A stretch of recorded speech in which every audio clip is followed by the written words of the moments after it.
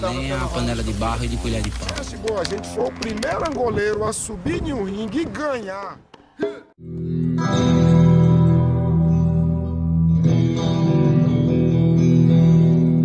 Gente, uma coisa que eu fui aprendendo ao longo do tempo é o local de fala. Então, eu para falar de igualdade de gênero, eu tenho que a minha visão como homem. Eu olhar para a mulher e perceber qual é a minha posição e a posição da mulher na capoeira, por exemplo, ou na sociedade, né? Ou então, conversar com mulheres e entender o papel delas ou como elas pensam isso e aprender com elas, né? A mesma coisa é falar sobre movimento negro ou sobre negritude. O meu lugar de fala não é o lugar de fala do negro. Eu não estou falando como um negro, eu estou falando como um branco que faz uma arte negra, que foi impregnado pela consciência negra, no sentido de poder, dentro do meu lugar, que é no meio dos brancos, que eu tenho um acesso, falar sobre isso. Então eu vou combater, vou falar o que eu aprendo entre os meus iguais, mas ao mesmo tempo tentando igualdade também com os outros irmãos de qualquer cor, né? E de qualquer gênero. Portanto, é porque assim, de repente eu tô falando coisas e, pô, o cara tá se colocando aí como, né? Porra.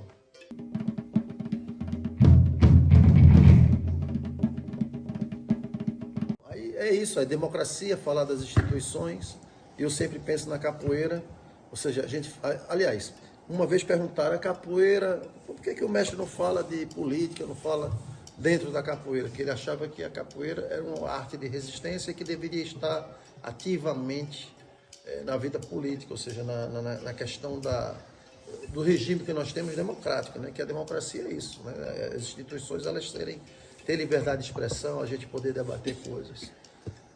E o que eu respondi para ele, pô, a capoeira ela é naturalmente política, nós somos corpos políticos, o corpo é político, tudo aqui é política, né? É o pensar, como viver a cidade, como fazer a cidade, como administrar a cidade. E a capoeira já é uma arte política. O capoeirista em si, só em praticar a capoeira, ele já vai ganhar consciência política em várias áreas do convívio, né? E o sistema vivo da capoeira, a capoeira como forma de organizar relações humanas, que isso é a sociedade, é a relação interpessoal dentro de uma sociedade, o corpo como memória, diálogo e convivência.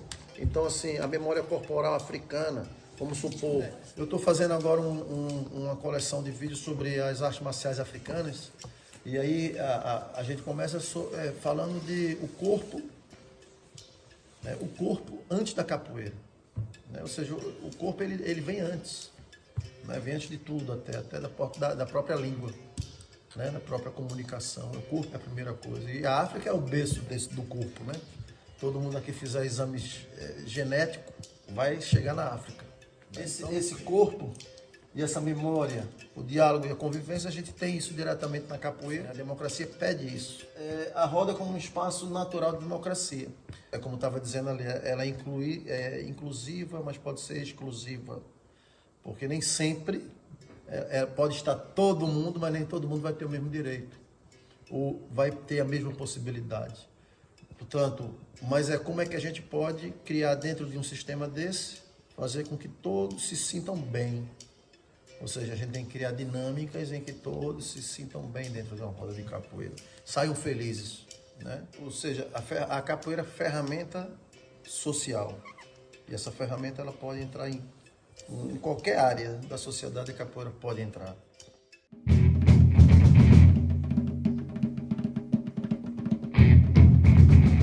Bom, galera, democracia começa com uma ideia simples do poder pertencer ao povo. Ela é uma prática social, uma participação, convivência, diversidade e escuta. São coisas que devem estar inseridas dentro da democracia. Não é apenas o processo eleitoral, não é só você poder votar. Democracia não é isso. Ela tem que salvaguardar esse processo, né, de escuta. É um ambiente cultural onde as diferenças podem existir, dialogar e compartilhar o mesmo espaço. Precisa de cultura cívica que respeite os direitos, aceite divergências e reconheça a pluralidade da força, não a ameaça.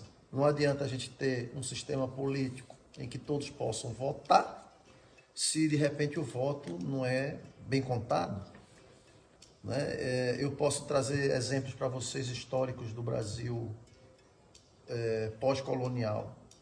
Eu falei antes que o Brasil foi dividido em capitanias hereditárias, né?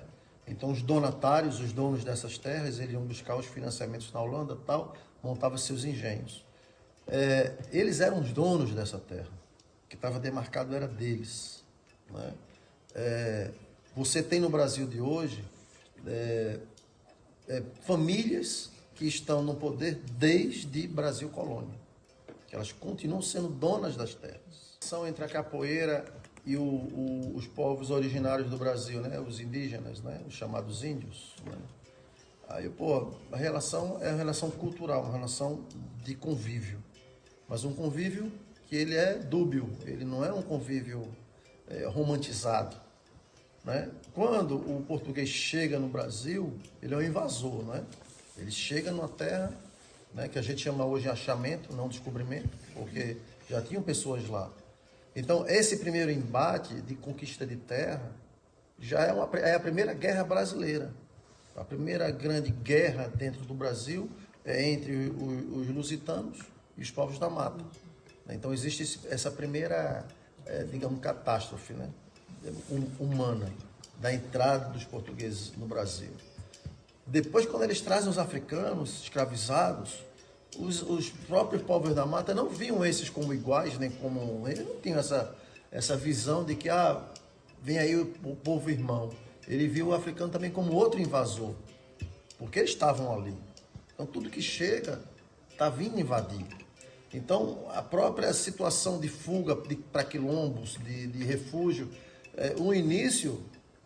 eles eram mortos, muitas vezes, pelos índios, pelos próprios indígenas, porque não aceitavam, né? Claro que com o passar do tempo, começa a se perceber que existe ali, que tem que existir uma certa unidade.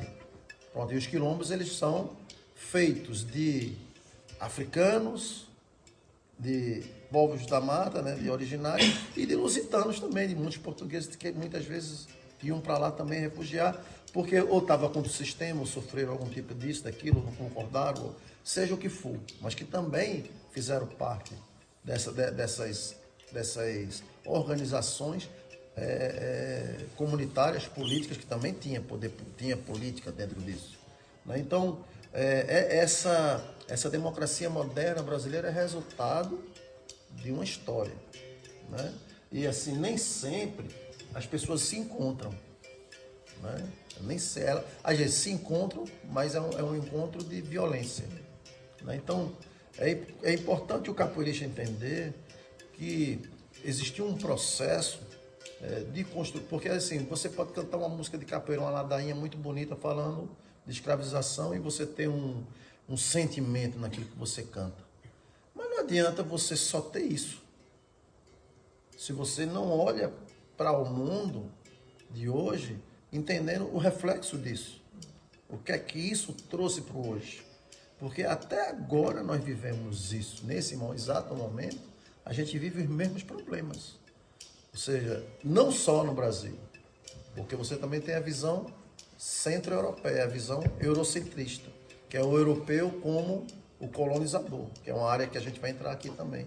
Ou seja, a área de olhar de cima para baixo, né? Olhar os outros como menos, porque a colonização é um sistema de opressão, né? Então, a capoeira, ela é uma arte que ela hoje é uma ponte que agrega, aqui a gente tem santomense, tem alemão, tem brasileiro, aí o brasileiro é misturado daqui, dali, não sei de onde, né? Tem o português tradicional, tem o português que já é misturado, tem... Agora, eu encontro que deve ser feito com esse tipo de coisa, com uma reflexão, porque senão a democracia fica pertencente só a um tipo de visão, né? E se a gente não abrir a visão para os outros e não entender o outro, o porquê do outro, a gente não está fazendo democracia.